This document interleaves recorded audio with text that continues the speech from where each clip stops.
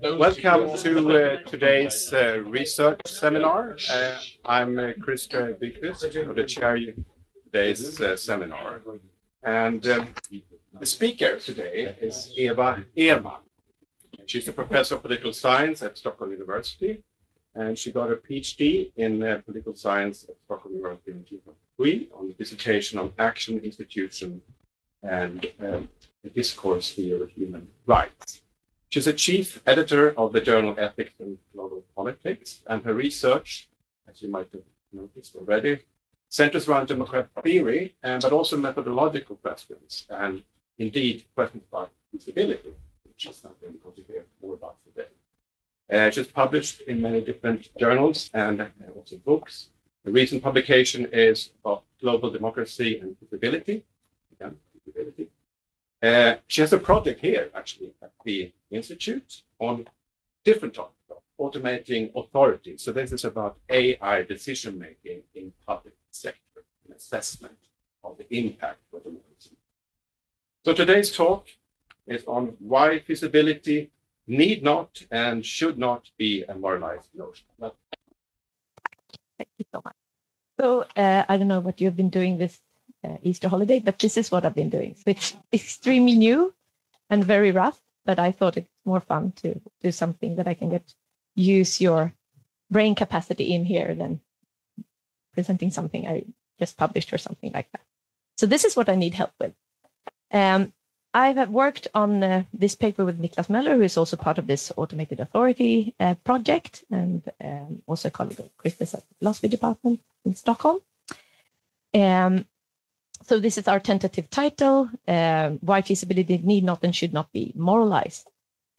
So given the multidisciplinary audience here today, I wanted to give some background to, because we've been working, Niklas and I, quite a lot with different kinds of methodological questions, and I wanted to give a background what led us to feasibility. So there are some interesting debates in political philosophy in recent years that have emerged fairly simultaneously. Common denominator being that they're quite critical of traditional or mainstream political philosophy. For instance, Rawls, Dworkin, Habermas, and people like that. So these are three examples of debates: practice independence versus practice dependence, ideal and non-ideal theory, and also political moralism versus political realism. So practice dependent, an important motivating force behind the emergence of the practice-dependent approach. It emerged in the discussion on global justice and had the problem of scope in mind. Practice-dependent theorists accused some of the more, what they call practice-independent cosmopolitan scholars of neglecting the social and political context in which those intended principles are supposed to apply, because they argue that the practices will fundamentally alter the reasons people have for endorsing them. So what makes these conceptions practice independent, like the cosmopolitan view, is that no facts about existing institutions matter or seem to matter for the content and justification of conception of justice. So by contrast, practice-dependent theorists argue and emphasize that duties of justice arise within a specific form of actual social cooperation, like the state, for instance, and that that it doesn't automatically exist at the global level, at the local level in the same way. So, for example, EU is a partial cooperation scheme and thus does not generate the same egalitarian duties as is generated in an integrated domestic political community like the state, for example. Similarly, global or supranational institutions should be evaluated based on their specific practices and purposes, not by abstract universal standards. So this means that we cannot just come up with universal principles of justice and apply them everywhere, regardless of the political, economic, and legal practices and structures in place. So instead, we need to look at the purpose of the existing institution, such as the state, global trade system, or the EU, for example. This position is captured in its general form by Andrea Sangiovanni's so-called practice-dependent thesis, which is widely accepted among practice-dependent theorists, which sets that the content, scope, and justification of a conception of justice depend on the structure and form of the practices that the conception is intended to govern. So this is one debate that has been going on for a while, which raises methodological questions. Another one is an ideal and non-ideal theory, which many of you probably have heard more about. There's been an intensified discussion on the role of ideals in political theory or political philosophy. What often goes under the heading of ideal theory, represented by liberal egalitarians such as John Simmons, David Estlund, Simon Caney, Rawls, and so on, has been under attack from those that argue that political philosophy at large should take much more seriously the non-ideal conditions, consisting of relations of domination and power, under which normative ideals and principles are supposed to be applied. So ideal theory, according to non-ideal theories, is too far removed from our concerns in real societies to be of much use. And a theory that yields misguided prescriptions or would result in no noticeable increase in justice in the world is failed as a normative theory. So ideal theory is actually not only accused of being not action guiding, it's also accused of being distorting or even dangerous. So, as famously pointed out by Amartya Sen, we don't need to know where Mount Everest is, full justice, perfect justice, to compare to lower peaks, say somewhat just and somewhat more than somewhat just or something, and decide where to go from there. So instead, we can make comparative judgments, he argues, about these lower peaks. We don't need the ideal to do that. So that's one discussion as well.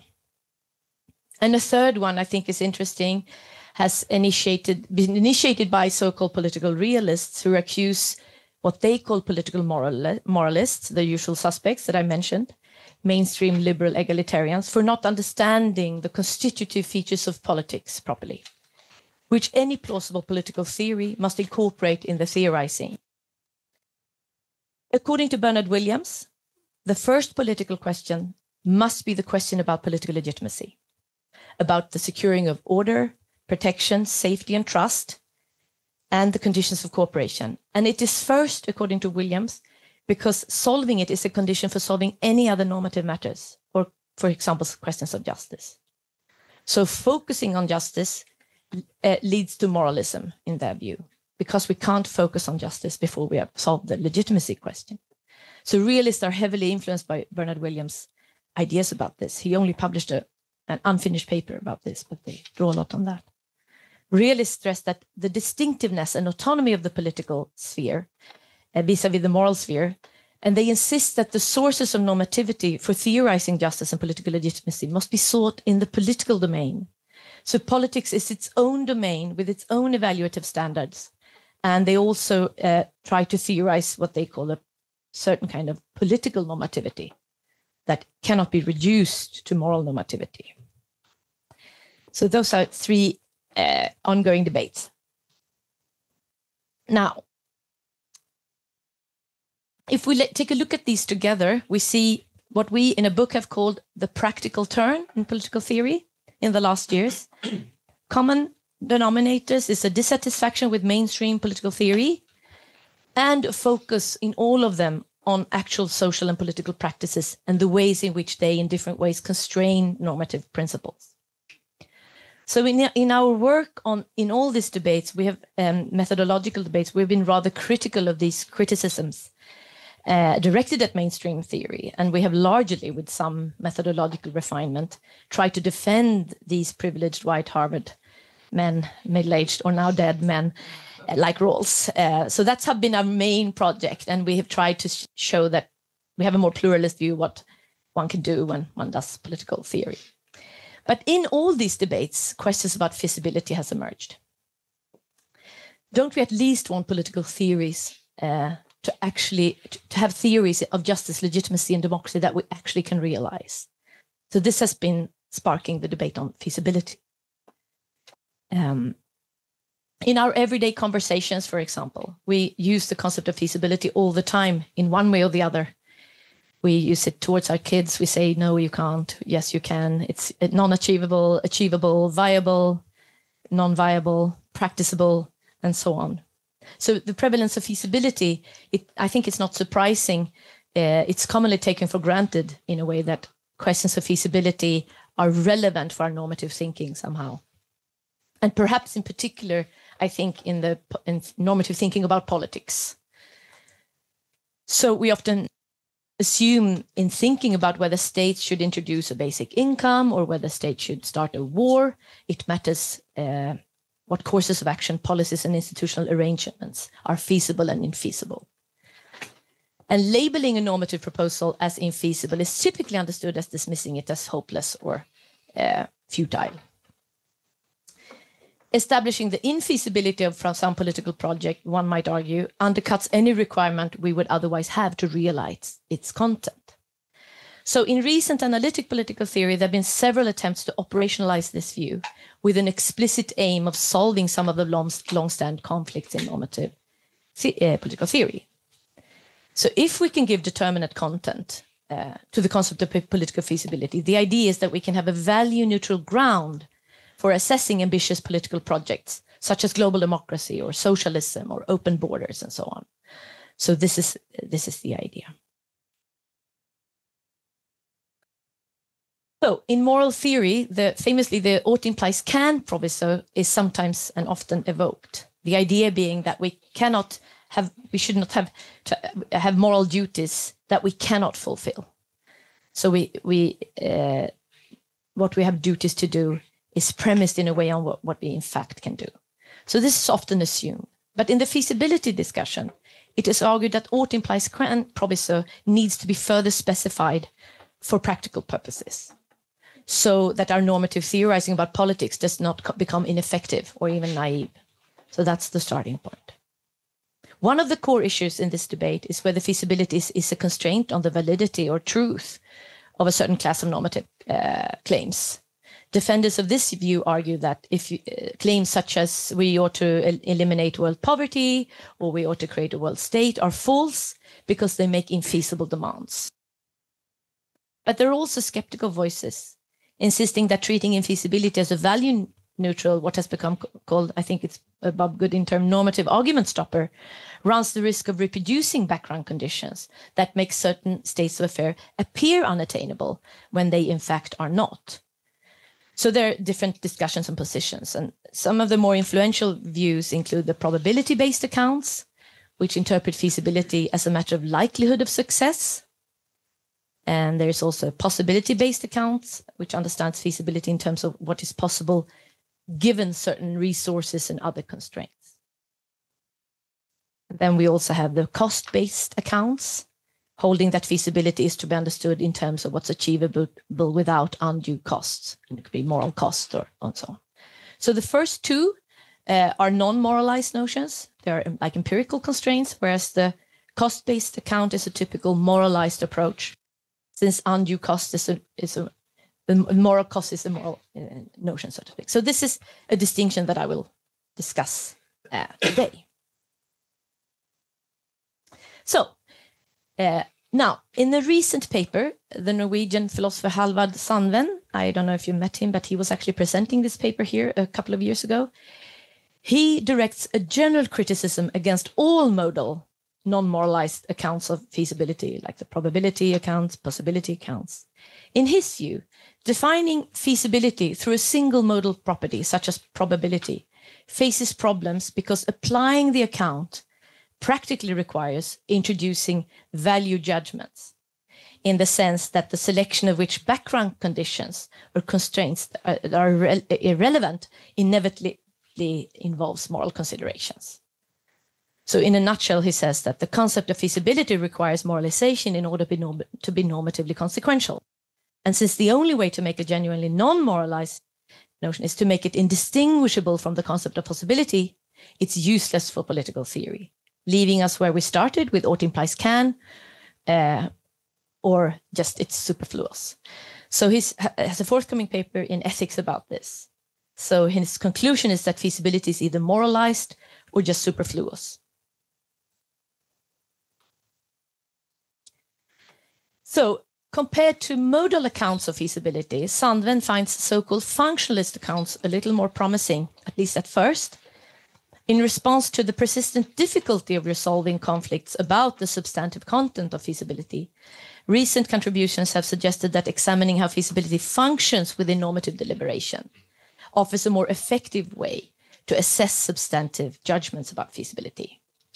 So advocates of the functionalist view argue that feasibility is a functional property that is realized by some moral property. So this functionalist view was originally developed by me and Niklas, and then it has been further developed by Nick Southwood, who have been here a few times, I think, and probably some of you know him. So by analyzing our practical use of feasibility, the functionalist view argues, we discovered that the concept can actually manifest itself through various modal properties, such as probability, possibility, depending on the argumentative context. On Southwood's so-called deliberative account, the function of feasibility claims is determine what he calls deliberation worthiness, which means whether certain actions should even be considered a deliberation and be within the domain of deliberative jurisdiction and as such fitting subjects for reflective decision-making. That's his view, Southwood's view. However, determining what counts as feasible, for example, in terms of probability, cannot be done in the abstract, according to this functionalist view, but must be set by the concrete deliberative context. Similarly, we have argued that there is no general pre-theoretical answer to which feasibility constraints are most appropriately applied, since it depends. The aim of the theory, for example, what the principles are supposed to govern, the temporal horizon, and so on. So that's been our view and Southwood's view. So looking at it closer, however, Sandven is critical of our approach too. The reason is that determining the relevant context of normative deliberation cannot be done in a value-neutral way, other than by equating feasibility with possibility, and again, making feasibility moralized or superfluous. So as I mentioned earlier, the cost-based account, for example, developed by Alan Buchanan and David Miller, is moralized. So the idea of defending a moralized notion of feasibility is not new. So I think that's not even what Sandven wants to do. He wants to go one step further and say that feasibility is inevitably moralized. So there are no other options. In his view, any attempts to delineate feasibility as a neutral criterion is bound to fail. So for this reason, he concludes that political theorists should rethink how feasibility is used in normative theorizing, rather than treating it as an unproblematic empirical constraint on political theories. So in our paper, or paper soon to be paper, we are critical of Sandven's conclusions, and we make two arguments so far, one in the form of a claim and one is more of a suggestion, I think. First, we argue that feasibility need not be moralized. We think it's possible and meaningful to conceptualize feasibility independently of substantive moral evaluations. And secondly, we suggest that feasibility should not be moralized, precisely because doing so diminishes its utility in normative political theorizing. So, in order to see why we refute Sandven's criticism, let me first rehearse the dialectics as we see it, very basically. Confronted with a decision situation, the general form of the practical normative question, what ought we to do? And we assume we often here because it's political context we're mainly interested in. Famously, however, some things that we ought to do are beyond our ability for numerous reasons. So some of the reasons are physical. Let's say that Eve is trapped in a burning house with passed out Adam, and the only way to save him is to carry him out, and then it seems reasonable that she ought to do so. But if he's too heavy for her, she simply cannot do it. In many situations, however, it's not our physical ability that stops us from doing what we ought to do. It might also be, for example, the epistemic situation. So imagine we have discovered a large bomb with a combination lock on the ground floor in an apartment building. It's about to detonate, and our only chance to save everyone is to disarm it by entering the correct combination. So we are fully physically capable of doing this. We cannot realistically perform the action because there's an infinite number of combinations and it's very little time. So that is not physically, epistemically, we don't have the right knowledge to do it in time. But we argue that Sandven's claim is actually false in a basic way, both with regard to morality and feasibility. This is firstly so because there are plenty of situations in which feasibility of an action is given, regardless of any potential disagreement about the relevant context of normative deliberation. If we go back to the bomb example, there clearly seems to be no way to framing this situation so that disarming the bomb becomes feasible.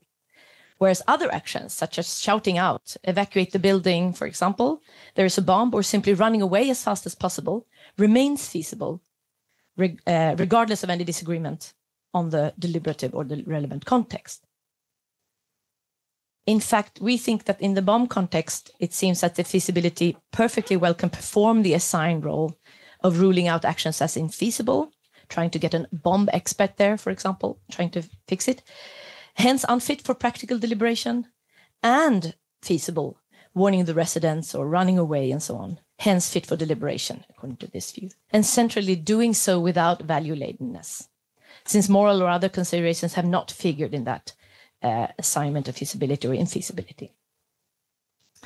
So someone would perhaps then say that the bomb case is a too rigged situation, such as the relevant context is hardwired in a way. That is typically or never the case in politics. Situations like this are so special, like constitute special cases, since there's simply no room for the kind of disagreement that he depicts of the relevant context, so to speak. So he could probably say that in most cases, it's not like this, especially in the political domain.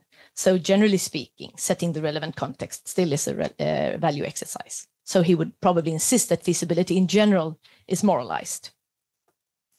But we think this is a misunderstanding in several ways. Of course, the bomb example is a very dramatic situation where immediate action of some sort is called for. But even if it's psychologically very different, like within the kind of sense of urgency and terror, the situation is no different from any other where we have action options available to us. As soon as we have some form of agency, there are always potentially different options of how to act. While some situations are similar to the bomb case in some respects, where the relevant context is arguably uncontested among the deliberators, there are always the possibility of disagreement about what constitutes the relevant context. In other words, there's either agreement among the deliberators about the relevant context for deliberation, or there is disagreement. So let me start with the agreement option. If there is agreement about the relevant context, some potential actions come out as feasible, others as infeasible, and the role of feasibility is to filter out those among the morally best ones that we actually can realize. Only within the feasibility set, those options are fit for practical deliberation. So in this no disagreement version of the bomb case, let's assume that the morally ideal action would be to disarm the bomb, but that action is infeasible.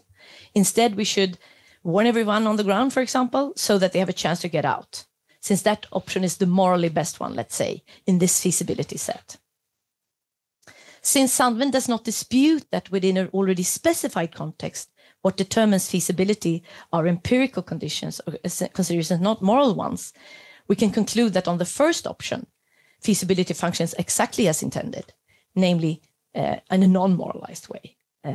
There's no moral value sneaked in, so to speak, in the agreement case. So the sole role here is to filter out the practically viable option from the rest.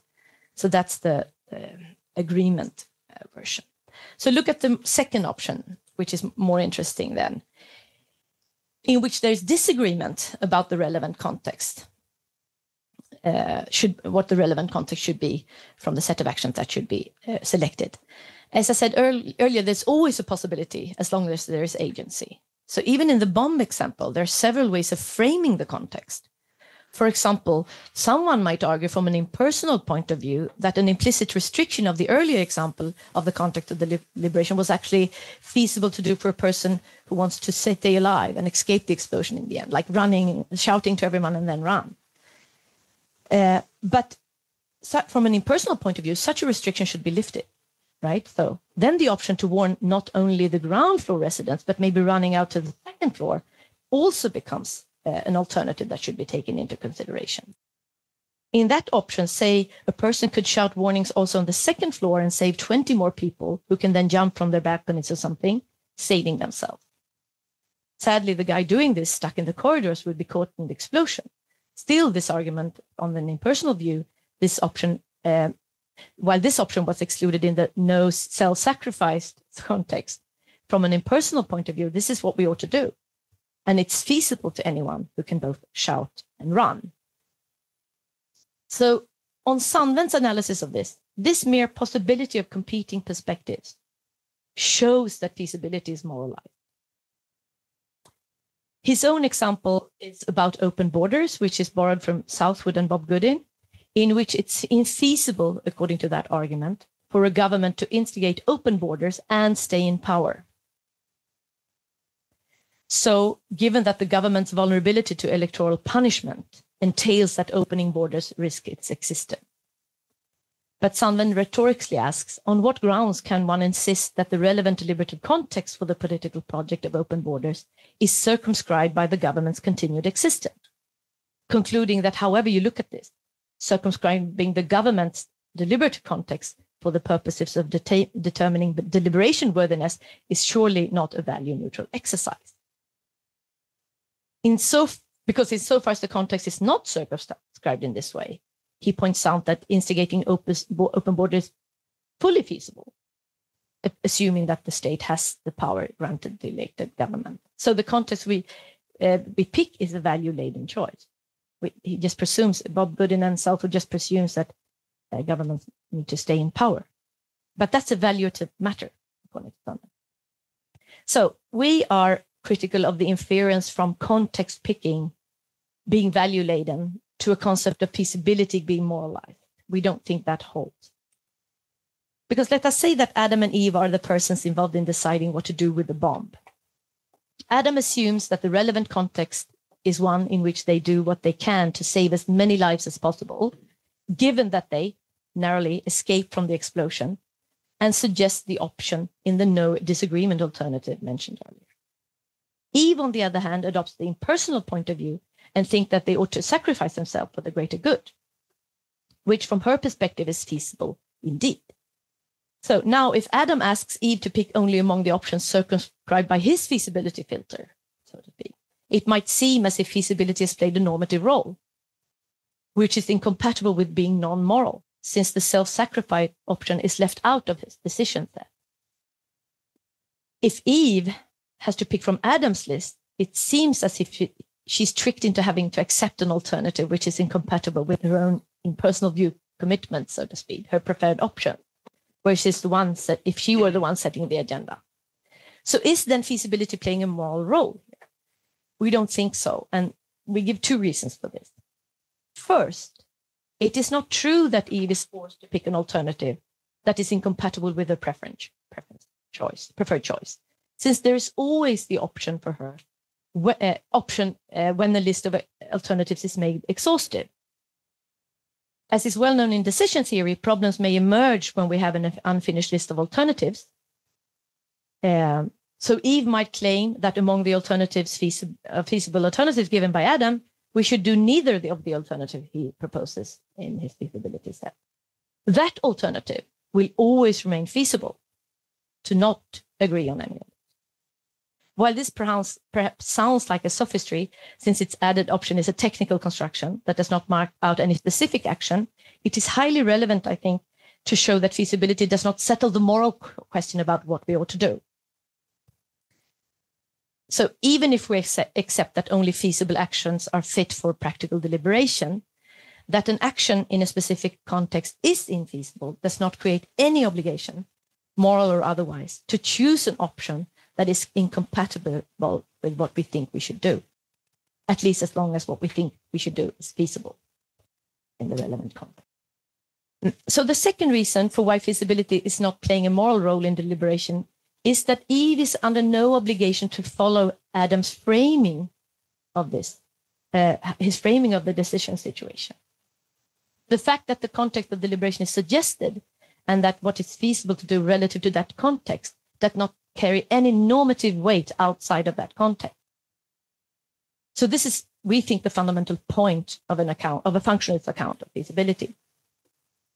So apart from there always being an out for Eve in the given context, a way of choosing an alternative that is compatible with her preferences under other contexts of decision than the one she takes to be relevant, she's also perfectly free to suggest an alternative framework, an alternative context of deliberation.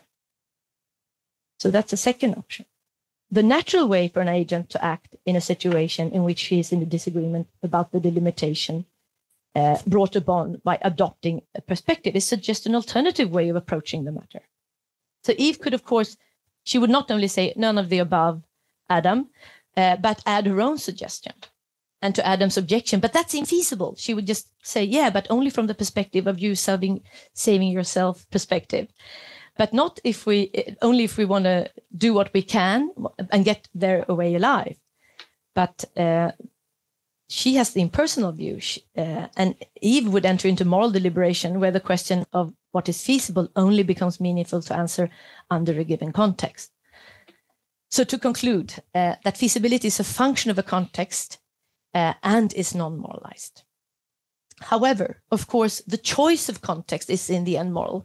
And I think this comes as no surprise when we compare it with paradigmatic empirical concepts.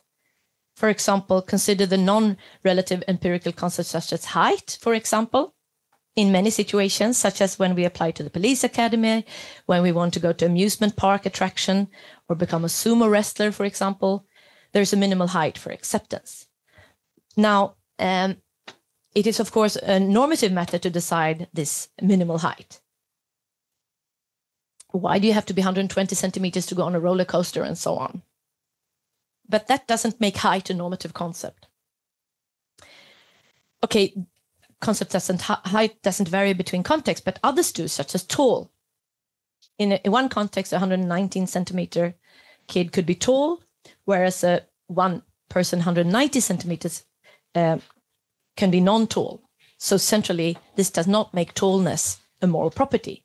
So even in the kind of context relative concepts. So that is, we are now also working on the possible objections to these and but we haven't come that far yet. But having tried to show that feasibility can be conceptualized as non-moralized, now I turn to my second argument, suggesting that feasibility should not be moralized. So we have four interrelated reasons for this. One, as a non-moralized notion, it has the ability to guide practical deliberation. And secondly, it contributes to conceptual clarity, we think. And it's also pushing our normative ambition. We'll explain a little bit. And it has methodological advantages.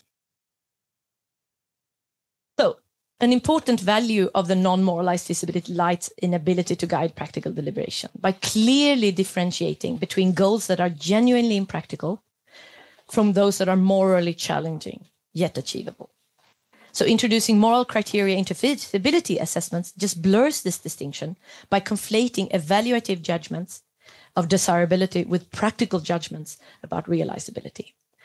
As Southwood has said about cost-based accounts, like David Miller's and Buchanan's, to tie feasibility to achieving something without excessive costs, like moral or other, conflates feasibility with mere undesirability or difficulty, making it hard to clearly separate what is genuinely infeasible from what is simply very costly.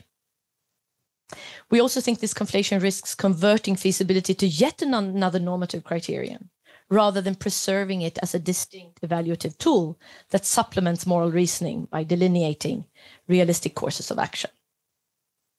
A non-moralized feasibility, we think, is helpful to ground normative arguments in empirical knowledge about institutions, about human psychology, about resources, about social behavior. It ensures that normative prescriptions are practically relevant and actionable by explicitly considering what realistically can be implemented in existing political and social contexts. So without such a theory, normative theories become disconnected from actual political challenges and so on. So we think that explicitly defined feasibility constraints may we can also enrich the democratic deliberation by framing debates clearly around achievable policy goals, for example, preventing debates from becoming deeply polarized between purely idealist and purely realist stances. So a second and intimately related advantage is, of course, the conceptual clarity it brings by separating what we can reasonably strive for from what we morally prefer or endorse. A moralized conception of feasibility conflates these distinct issues, undermining our ability to systematically and transparently analyze political alternatives. So distinctive role of feasibility constraints is precisely to discipline the normative inquiry by clearly marking the boundaries of practicality, allowing political theorists and policymakers to navigate moral dilemmas without prematurely dismissing politically ambitious goals as unachievable objects. So it's also, I think, through these conceptual tools, easier to clarify normative or moral obligations. A theory of feasibility may help political theorists articulate duties in a way that are action guiding, preventing them from becoming merely utopian or overly idealized. A third advantage is that it pushes our normative ambition with regard to ideals. So this might sound paradoxical, and I don't know what you think about this, but making feasibility constraints explicit can stimulate innovation in normative thinking by pushing theorists to creatively engage with conditions, possibilities, and obstacles to change. Rather than narrowing the normative imagination, feasibility may then invite theorists to think deeply about how to overcome certain political and social barriers, potentially broadening the scope of political possibilities. When feasibility judgments incorporate value-laden assumptions about costs and desirability, they tend to privilege existing power structures and existing institutions as benchmarks for what we ought to do, what is achievable, thereby delimiting political imagination and critical political thinking. And also, without careful feasibility analysis, there's always a risk that claims of infeasibility becomes ideological tools, used strategically to dismiss certain progressive, challenging, transformative ideas, and even reinforce existing inequalities by portraying transformative political projects, such as radical distribution of global institutional reform, or as inherently unrealistic. By non-moralized notion, by contrast, we can effectively encourage and expand our normative thinking, we suggest, opening up ambitious goals. Consider, for example, the ideal of global democracy. If we prematurely judge global democratic governance infeasible because of moralized evaluations, such as presumptions about states' unwillingness to give away power, or overly costly institutional transformations, we might wrongly disregard global democracy idea altogether.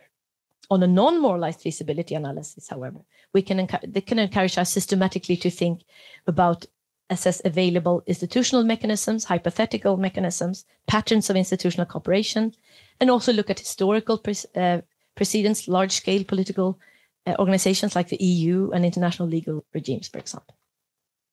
And lastly, non-moralized notion have methodological advantages. And I think most obviously, it helps delineate pathways towards ideals. So it is useful in the ideal, non-ideal theory debate. Ideal theory is often criticized for being excessively detached from practical reality, as I said before. So proposing normative ideals that could never be realized.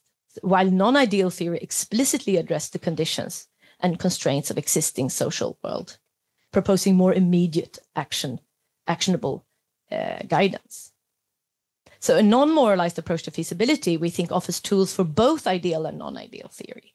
For ideal theory, it highlights the gap between normative aspiration and practical conditions, guiding theorists to identify transitional paths that bridge ideals with real-world implementation.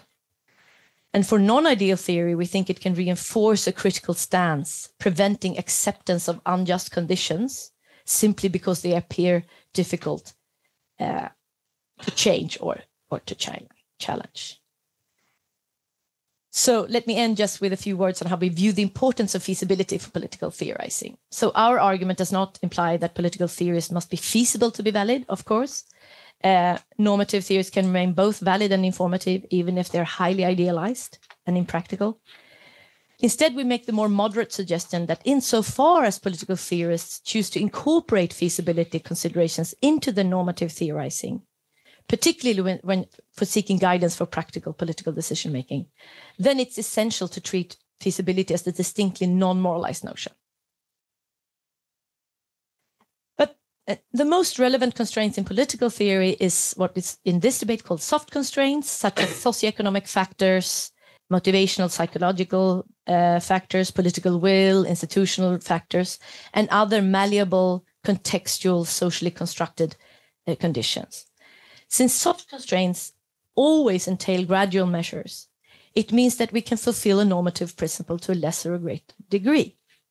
This actually seems to be the case also with hard constraints, such as cognitive and physical limitations, which typically are looked upon as binary, but seem to entail a gradual measure since they can be easier or harder to overcome in some sense. So this means that why we should not take feasibility, I think we want to say that we need to be careful to not let feasibility play too central role, because as soon as something is gradual, which is with both soft and hard constraints, we might prefer to try to realize ideal principle A to 5% rather than non-ideal principle B to 95%, all things considered, because the state of affairs reached with realizing A is much more desirable, even if it turns out then that it's less fully realizable. So this is a normative question, how feasible we think a theory should be. So something that is less feasible, we might desire that the state of affairs more. So therefore, feasibility, in our view, is only one consideration we have to make in deciding what to do. It does not have any pre-theoretical trumping power whatsoever. So we need a normative argument for in what sense feasibility considerations should enter into our theorizing, and when they should trump other considerations. But all of that are moral concerns. Yes, thank you.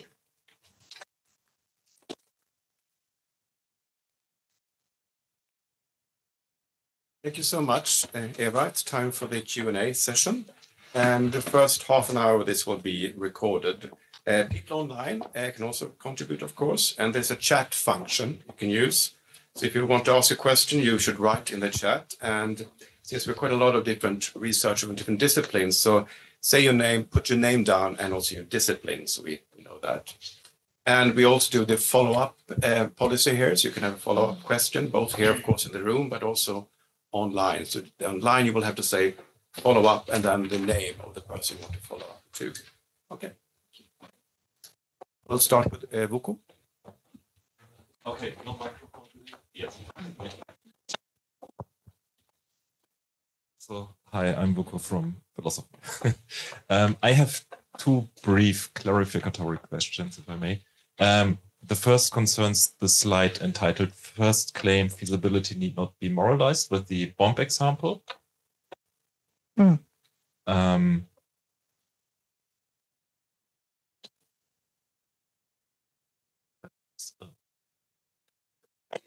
Okay, sorry, I can just read.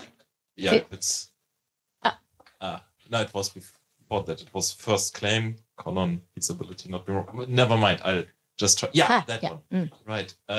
So you said regarding the bomb example, Sandvin might reply that the bomb example is rigged because there's no room for disagreement about relevant context. So I didn't quite understand why he would say that, because I didn't read his paper, but as far as I understood, he argues from your presentation, he argues that the concept of feasibility is either superfluous because we have what implies can, or it's moralized. But this seems to be a case where what implies can applies, doesn't it? I mean, if we cannot disarm the bomb, then yeah, wouldn't Sandvin say, in the example, feasibility is superfluous because what implies can already. Yeah. So then he could say, you mean that the example, then he wouldn't care about the example. Yeah, he would say superfluous. This is an example where we have what implies can. Yeah, we don't need. He would just then we don't need feasibility. Yeah, I think he would say that. Okay. Yeah. My other question is: so you argued that your own contextualist or functionalist account is not moralized, right? But that I think it was called costs-based account by Miller and so on, is moralized. So I was wondering, cannot the costs-based account just be phrased in terms of the contextualist account? So just saying that the relevant context is where costs play a role regarding what is feasible and what is not. Oh yeah. I think that's smart. No, it's just that it's labeled cost-based, but that's never the kind of cost that they've been. The suggestion in Alan Buchanan and David Miller are often when it leads to too high moral costs. Could also be economic costs. But of course, you could play with words and say that but then you can use it for all kinds of use, right? I mean, whatever the relevant costs are, can they not just use your account and phrase their own account in terms of your account? Yeah. So because if they can, right, then it seems that they would then be non-moralized. Would not be moralized. Yeah, anymore. I think they. So ours is a two-step thing and southwards, right? It's like we can't decide. The modality depends on what we want to do and what the theory's intentions and aims are and so on. So for us, but if this will work, then they will be cost-based in the second step, right? Once they choose, same as the probability-based accounting. Our view is that that's an open question. The functionalist, we don't take a stand on the second step. It depends on argumentative content. But they would take a stand, right? So they would be moralized then, I think. But I think it's smart. Yeah. I have to think more about that. Yeah. Okay. Marcus. Okay, thanks. So this also concerns this slide, I guess, and I think that it's a clarificatory question. One of the reasons I find it somewhat difficult to understand this debate, I guess, is that so it originates, for instance, in the justice debate. Like we should promote justice, we should follow the policy that is feasible. Or on the conversely, we shouldn't let ourselves be sort of restricted by it. But once we move into these kinds of examples, we sort of lose track of what the underlying value is. And I guess that's also one of the points. So, I mean, in the case of disarming the bomb, it's very easy to slip into some kind of utilitarian background assumption that the ultimate purpose is to maximize utility, either disarm the bomb or save as many lives as possible, possibly sacrifice yourself in doing that. But in the way that you present this, I take it that you want to be agnostic on what the underlying value is, right? Because part of the analysis is that Adam and Eve might even disagree about what the proper calculus is. And I guess I don't have any question about this. Just help me understand, is that the correct reading of your analysis here, or are you actually operating with some kind of that's I would say, like, let's say instead of impersonal viewpoint, one is a utilitarian, the other is Kantian. So that's the underlying. So the choice, that's why we said that the choice of context is value laden. So in this sense, doesn't make the concept of feasibility doesn't make the concept of feasibility moralized. That's why we took the examples with height and tallness and so on. Because even if it changes with context, doesn't make it moralized. But then, of course, it's extremely value-laden when these two people disagree or try to agree on what to do. Because they have different, one is utilitarian and one is Kantian. Yeah. So, and I mean, because if I adopt a utilitarian view on the bomb disarming case, then I guess feasibility seems superfluous as a concept. I mean, just in general. I mean, it's always the case with utilitarianism that I should do what maximizes utility. Yeah. And some of the options will not be available to me, and then I'll just go down the list and choose the highest one or something like that. So I don't see how feasibility comes up in that debate. I don't think that feasibility needs to come up. Yeah. Like, I don't think that's I don't think Sandman would say that it needs to come up. If somebody, as in the auto-implies, if somebody's just reduced to auto-implies can, then, I mean, that's also a position in the feasibility debate, that feasibility is what we can do. So that's the, but I don't think that he would say, it's not that, when he says superfluous, he doesn't mean in a specific case. He means this is a general claim about feasibility, either moralized or superfluous. I don't think it's a problem for him that it would be in certain contexts that it would be superfluous in a specific deliberation because of this. You said that the utilitarian would say, yeah, just to go down the list, but he's deliberating with someone else, right? So they're all are in utilitarians, or In my in your example. no, I don't know. Because they're going to agree on, like, if they're going to solve this problem with a bomb, and they're both utilitarians, then they would have the same feasibility set. They will be able to speak with each other and make sense of each other's argument without exactly. Then we're back into the first case we had, the agreement case. And then I think Sandman would have to agree that if this context is set, then the feasibility is an empirical notion. But his problem, he says that that is never happening. Yeah. I'll have to think some more about this. There might be another question here. Thank you. Joe?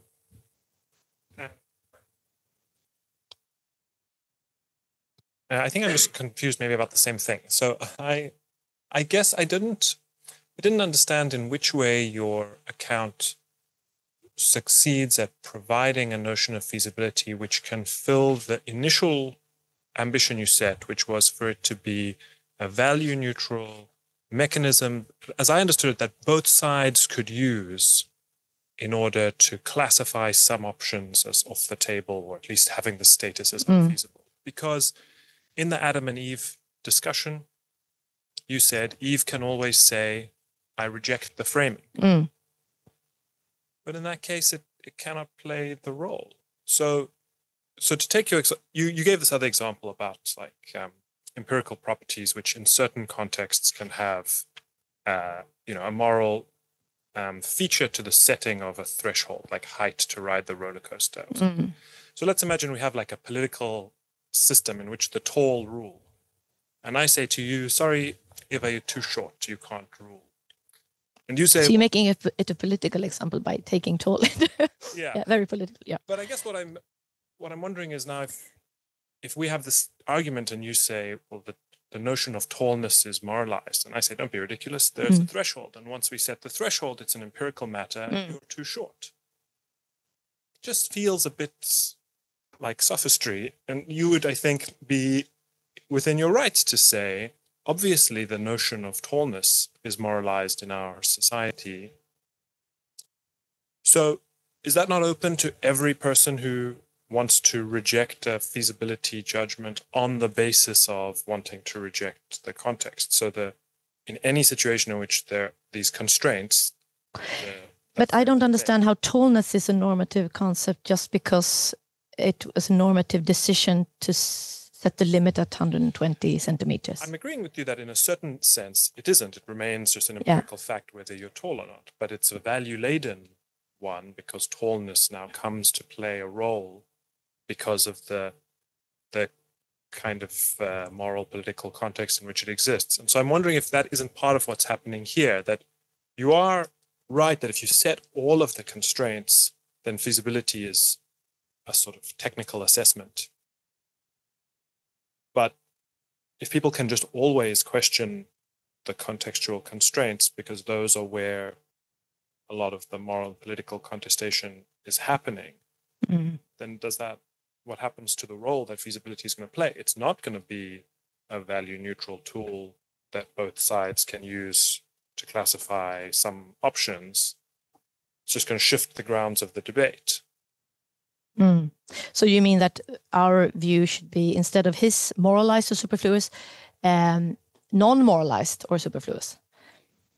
But that's not a problem for us. Okay, so we don't have much, we don't think feasibility is that important. Okay. So it might be very good in some contexts. Yeah. But for us, for what we do here, this is not a problem. Okay. But we would still insist on, so superfluous, indeed, we can find examples where it is, like with the utilitarian, but non-moralized as a concept, as tallness.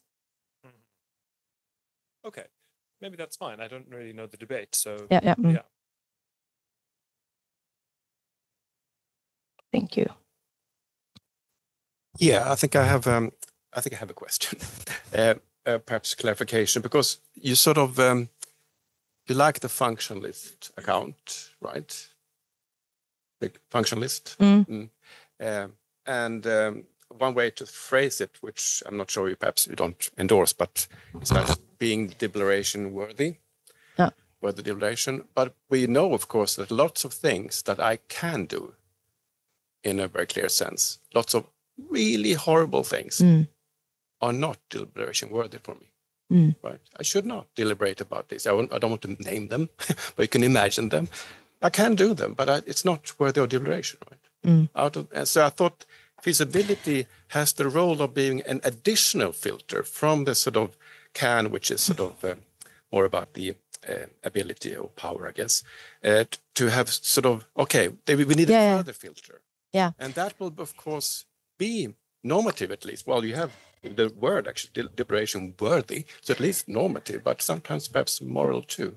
So that, I thought that was a we have one concept in the debate to actually take one more step, which is what is Sandman is doing, right? Yeah. He doesn't disagree about the role of the multiplies can, but he thinks there's a further role to be played about feasibility in exactly the terms you talked about, deliberation worthy.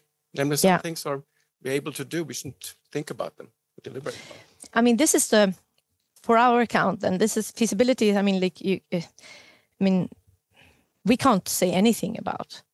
I agree with Nick Southwood's word worthiness. That's we don't use that, but so I'm not sure. But I think he would agree with me when I say that. So let's say we have the Sweden Democrats. They say it's infeasible to take in more immigrants because they will like destroy the pure values of Sweden, and then you can say, yeah, but if we have another idea of values, then we should. So it could have bad political consequences. Same as like what is the most, I mean, for Hitler, the most feasible ways of getting rid of as many groups he hates as possible. I think that could be a worry about feasibility then. But I think this is not a bug. I think this is a feature of feasibility.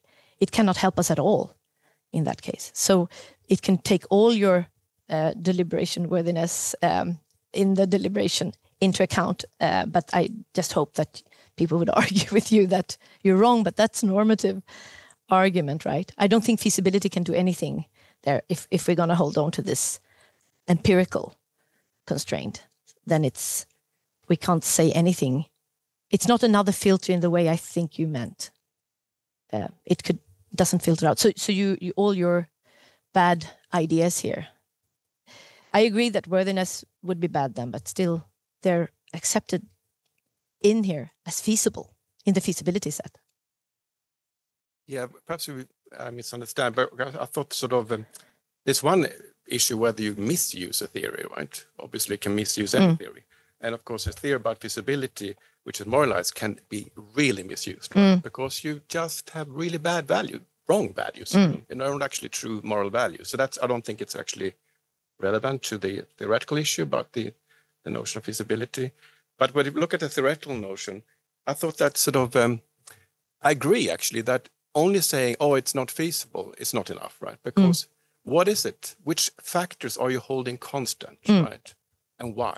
That's the interesting questions, right? Oh, okay, it's too much of a pain to do it, or it's, the other consequences of doing it and so on. Then you can actually see what's at stake. And it's not just about sort of the option set, it's about the consequence set, right? Because you can then have a much better view of why sort of, especially if feasibility is attached to the social political arrangement rather than actions, because then there's a way there, right? And there are different ways, I guess. Some are really difficult, have a lot of bad effects. Some are easy, not so many bad effects.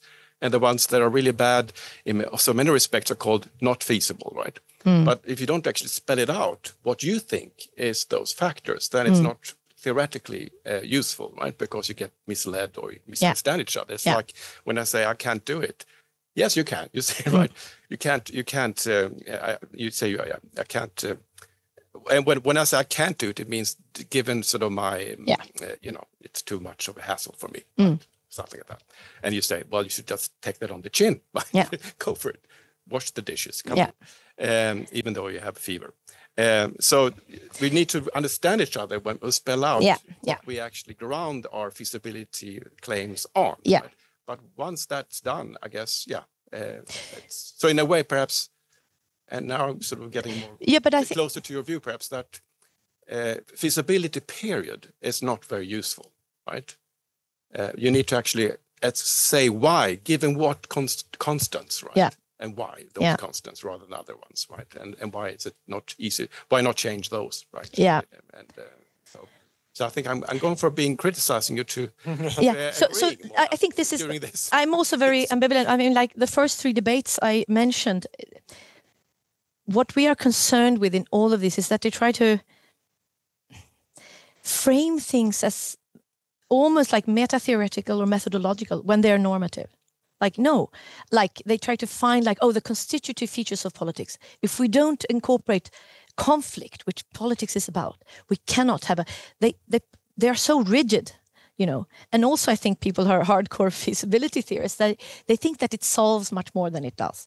So I think I agree with you that that doesn't solve much. We can, as I said in the end, we can dismiss feasibility, or we can say it's useful in some instances, but in many we want something less feasible because the outcome is better.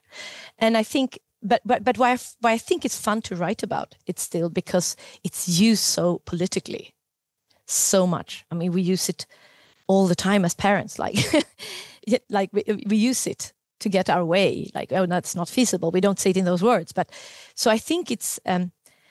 I think it can be important to dig into it, but I think it will have a slightly light payoff, I think. Yeah. So maybe that's the same. Okay, Tim? Yeah. You need your... Sorry. Yeah, this is just calling for clarification about something that I think you explained in the talk, but I just missed. So can you say again what non-moralized notion of feasibility you're proposing that you think can like play the sort of role as it does in the bomb case, where people can agree on what's feasible and what's not feasible? What's the relevant non-moralized notion? We don't take a stand on which. It could be probability based or possibility based. Okay. So it could even be ought implies can. I mean, the hardcore possibility based is like ought implies can, all the way to.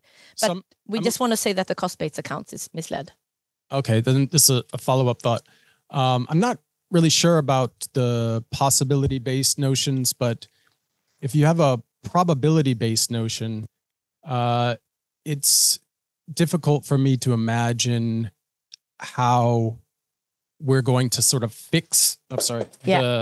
Like what counts as feasible and what doesn't on some like probabilistic non-moralized notion of feasibility that can play the sort of role that you're suggesting. I guess in a way, this is sort of related to Joe's point, because I just don't see how you're going to do that. It feels to me like, in cases where, let's take a different example of the bomb. Let's suppose that there's like a 1% chance that we can, disarm the bomb. And, that seems pretty low. Yeah. Are we going to want to say that that's not feasible? Well, like here, it feels like different people will have different notions of where the threshold is. And it's hard for me to see how we're going to stop that from being moralized in some way. You know, maybe more people, or maybe some people are more risk averse than others. Yeah. I just like, tell me how we decide, where that threshold is without bringing in like our moral principles. Yeah. And then maybe once I have if you gave me an idea of what the possibility-based notions of feasibility are, I could worry about that notion as well. Yeah. But I'm just thinking right now about the probability. But I mean, there's of course, a discussion within the probability-based accounts on different views on how they view probability. So there will be different views on that. I mean, now we're thinking of the theorists construing a probability-based account of feasibility. They will have different views on that, how to think about that. I'm just wondering, like, how do they do it without bringing in a moral principle? You say, like, you know, I mean, I guess one thing you could do is get rid of jettison the idea that an option is either feasible or not feasible, and just do things as a matter of degree. Yeah. The less likely something is, the less feasible it is, or something. That's, I think, how the probability is. Of course, they will shut out some as infeasible. Disarming the bomb is not 1%. I mean, that's easy in the original case because there's like 0% chance. So the possibility based and, or, you know, it seems like all the accounts of feasibility are going to agree on that. And I think this is why I ended with saying that since even hard constraints can be a gradual affair, like we can be closer and further away from overcoming some of the hard constraints we have, cognitive capacities and so on. That makes us even more.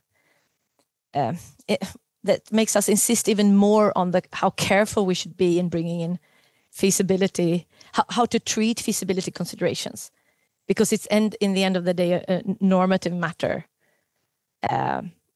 So we don't have a problem that it becomes a normative matter in the end. It's just the concept of feasibility is not moralized. So if we can't agree, on the relevant context, we have a disagreement. We don't think that makes feasibility moralized. Okay. Yeah. Okay, we have plenty of time left. I think I have a finger first on Tim's question. So you sort of keep that ought implies can in the background, so to speak, and that's supposed to be brought in as a neutral arbiter. But actually, it's a huge discussion about what kind of can to put there. Right? And I guess most people think it has to be logical, at least, right? So ought implies logically can do something. But then after that, it gets messy, right? Yeah. So take an example. Someone is laughing at my new haircut, and I say, shouldn't do that. And then I realize, well, this person is actually not able to stop laughing. It's a really funny haircut. And there might even be some kind of compulsion and so on. And some people would still say they ought to, right? I'm right to say that they ought to stop, right? And other people say no to that case, right? And then people talk about, is it fair to blame them for this, right? And then you get into the whole thing about blameworthiness, which is obviously moralized, right? So I think if you actually get to the more sort of narrowly defined possibility or can, you get into the moralized territory pretty quickly. Yeah, it's difficult to avoid. Yeah, and we have tried to avoid the whole. I mean, I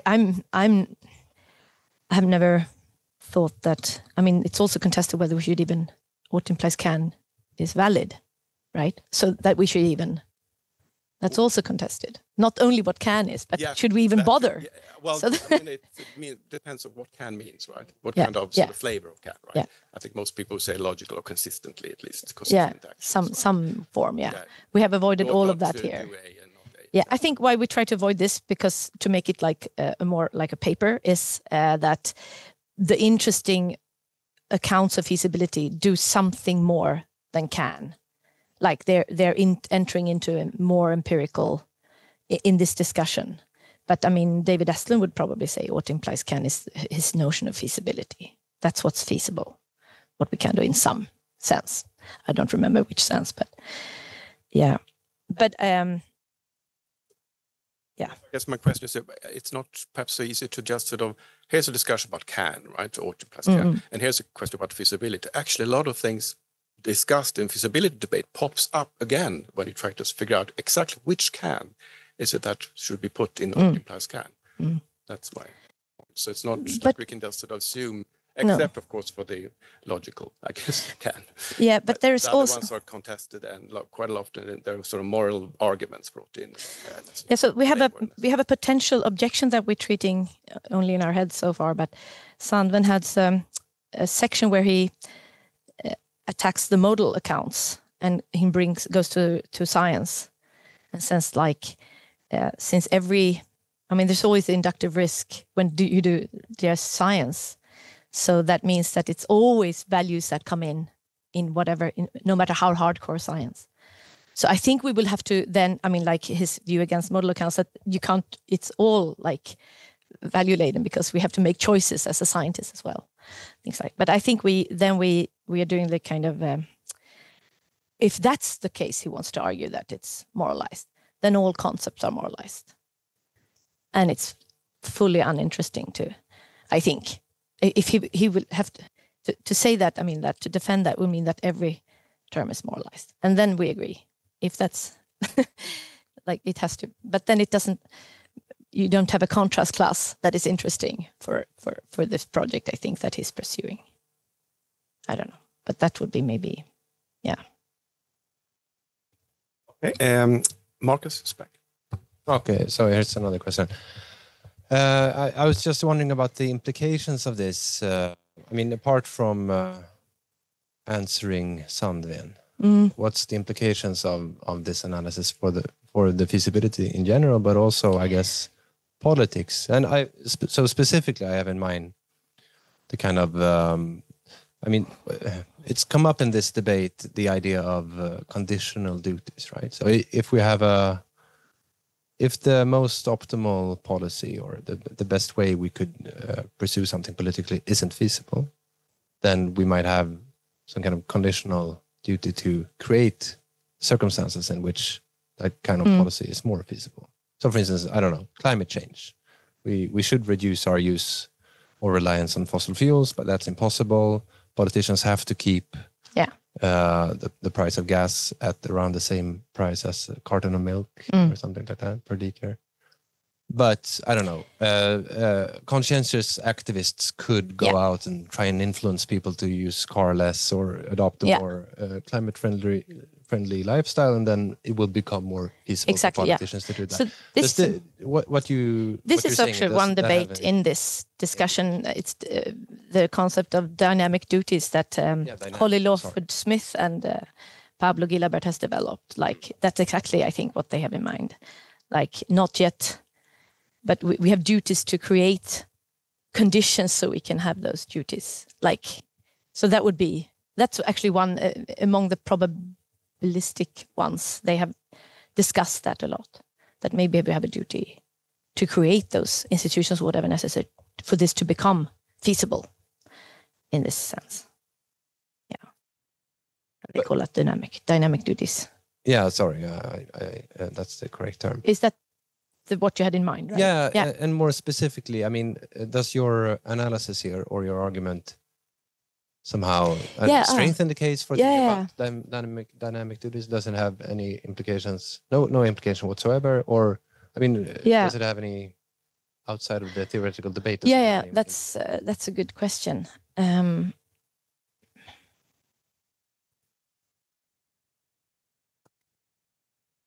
don't know, actually. I haven't thought of that since this was the very rough first draft, and since we both have raised feasibility questions in the automated authority application and in another project I have on climate change and feasibility, I have to think wider on this, of course. And I think it's, for instance, in the climate debate, it's mentioned all the time in all reports. It's feasible. Is it feasible? Is it unfeasible? But sometimes they mean political feasibility, sometimes technical feasibility. So there's a lot, I think, that to do to sort things out, to come with like clarificatory. I think it is good, but in the end, I feel that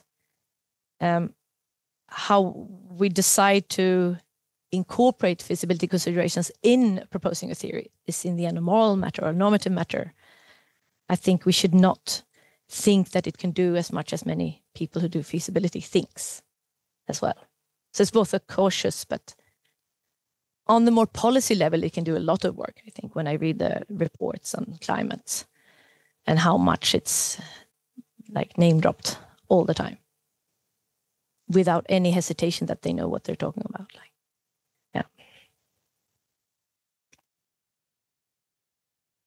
Katarina? Yeah, thanks. Very interesting. Also following this discussion, and I'm kind of more and more leaning towards. Just want to test your opinion about this. I mean, you're suggesting a pluralist view of feasibility, and kind of saying that they can be understood as many different things, and it depends on the argumentative or maybe political context. And to me, it sounds like the kind of the ultimate upshot of this whole talk is that what we ought to do is like not talk about feasibility. So when it pops, it seems to be like a dimridå. Yeah, förstår. In the sense that we might maybe as a kind of ultimate upshot then caution people to actually use or even accept in reasoning about what we ought to do. And when it pops up in all these different climate change and all these kind of different debates, see it as a red flag really. And like ask people, so what do you mean? In what sense? In which kind of normative context? So maybe that will be I think that's an abolitionist project in the end, going through like the motions that you're going through, but just showing that it's never going to be enough, right? No, I think that's feasible, not feasible. Yeah, I think that's actually exactly what I feel. It's just that I also think that I guess it's again, it depends on the aim of a theory. So if you want to work on a really non-ideal proposal that you want to apply now in a certain institutional setting, of course, then feasibility in some version can become relevant to bring in. But I think the red flag thing is my main thing. Doesn't have to. It doesn't mean that everything has to idealize or whatever. I think it's an open question. I think that just cautiousness, and when you look at different policy domains, then red flag approach should be really used, I think. Because when you read in the climate context, like a different, how it's thrown out there, it also bears a heavy weight in the way it is argued. Since this, we cannot do this, so it's also politically very important, I think, too. Yeah. So I agree with that. Okay, thanks. Yep, more questions? Just to follow up there, I thought can't ought implies can also be misused in that respect. I mean, I was thinking that. Yeah. Since we also, as we just talked about, it can be maybe not this in different ways, right? And so if I just can't do it, we cannot do that, we cannot achieve that, right? So it's not the feasibility term, right? It's rather the underlying reason for. I think why it's more alarming with the feasibility is because it's, maybe it's grades in hell though. I don't know. Feasibility is a kind of can, I guess. Can exactly. achieve. Yeah, can achieve. It's achievable, right? It's one of those ables, so it's achievable. Yeah. So then that can also be something if you don't clarify in why and on what grounds and given what constant factors, then it's not a very good way to argue, right? Yeah. Nick Southwood is just finishing a book now on when he tries to develop this even further. But if you know Nick, you know it can go all ways. He has many new ideas, but I'm very curious about that because I'm not that interested in, like, for me, I'm not like burning for developing a theory of feasibility or anything. I'm just trying to sort out when I think something is going wrong in this sense. Yeah. Karim? Yeah, so continuing on Katarina and some of the other questions, I was thinking about on the view of feasibility that you have. So what role can it play in theorizing about the value or disvalue of extinction or how we should think about those things? So, for example, let's say that humanity can prevent the collapse of the biosphere that is inevitable in 1 billion years or so. So me and Anders have argued that that possibility creates can, from certain normative perspectives where the biosphere is very valuable, can that possibility or that feasibility can create a reason to prevent that outcome. So what is your view on using feasibility in those respects, about like how options in the future or how feasibilities in the future can impact our assessment of the value or the goodness of current institutions or states? I don't know. I think just spontaneous. I think that feasibility will become more important. Feasibility's importance for normative theorizing will depend primarily on the temporal dimension. So when do we want to achieve something? I think that is when. So it wouldn't be red flag all the time, like, you know, if you want to win with your football team, or like what is feasible. You know, you have then I think it has a greater role to play. The shorter the temporal dimension, like the timeline, the more I think it could be reasonable to bring in some idea of. So, but in this case, it would be, the timeline would be, so then 1 billion years. Yeah, so then I think it would probably, at least if I'm right about the temporal dimension, then it would be the opposite.